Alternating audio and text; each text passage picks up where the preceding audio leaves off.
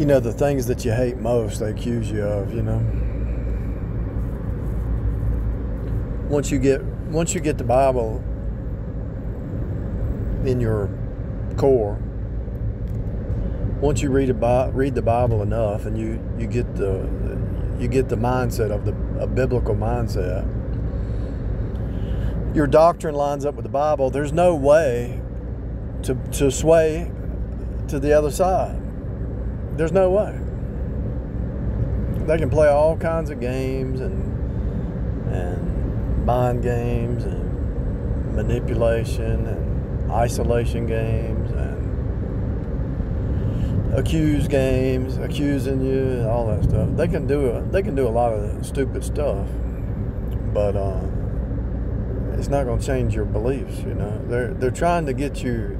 They're trying to destabilize people, to put them into cognitive dissonance, to get them to question the truth. You might say, well, why are things so crazy? Because they're doing it on purpose. No business or no government, nothing can function in chaos. They're doing it on purpose. They're just giving you stuff behind the scenes. They're running it smooth, but in front of you, they want to put it out as chaos.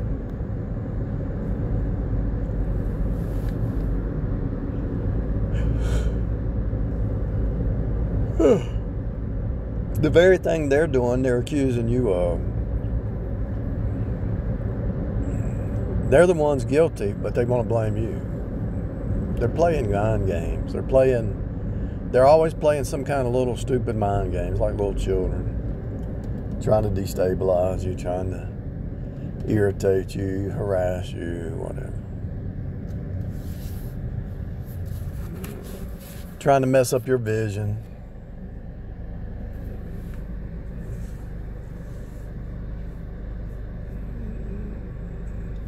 Even if it's a vision inside time, it really doesn't.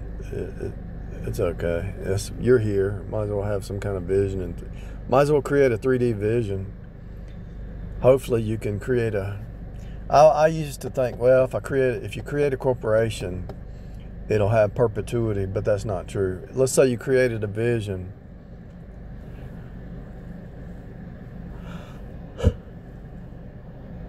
And you created a corporation to win souls, even if it was selling a product or whatever, making a product, whatever. Let's say you created a corporation. When you're dead and gone, they could change the bylaws. They could change everything.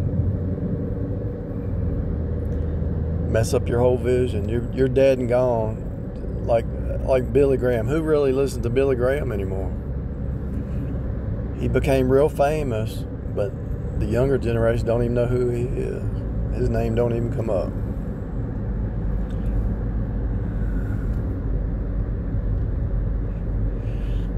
Maybe if you write a book, you know, like 1984 or something, maybe if you write a book, you can have some perpetuity because it's all written down. But it's hard to get a theme across sometimes.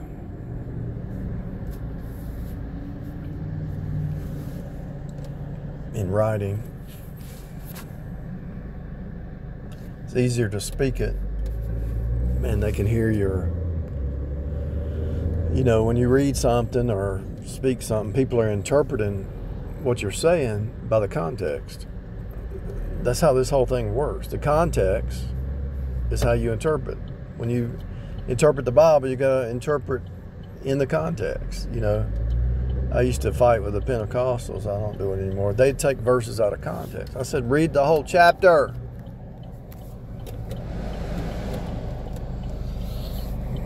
I told my ex-wife, I said, why are you just taking one verse out of context? Read the whole chapter. She couldn't understand the reason, which it makes total, it's just common sense that a word or a verse has to be in context. You have to read the whole book and the whole chapter and the whole paragraph instead of taking something out of context. And that's part of the problem with these religious cults. They take stuff out of context. And it really is trouble. And you know that they are a cult because they can't rightly divide the word of truth. And you know you're dealing with a ignoramus when you're talking to them and trying to have a conversation, and they can't even hear what you're saying. They can't put it in context. They have no ability to logically communicate. You got to have the Holy Spirit. If you're lost and undone, I really can't talk to you because you have no foundation to have a communication.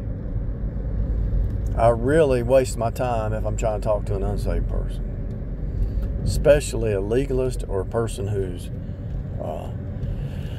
rejecting the Bible without even reading it. The Bible, if you read the Bible, you'll have to, and you read it honestly, you'll have to become a believer. And when you digest it, that means it becomes a part of you. When you digest it and it becomes a part of you, they're wasting their time trying to pull you out of the truth. But they're going to try because that's all they know. That's why they're here. Think about it.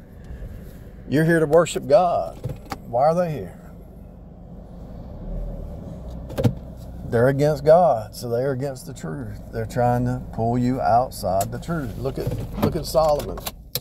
1,000 concubines pulled him into idolatry, worshiping Mother Earth, Azeroth, Baal, all their religion.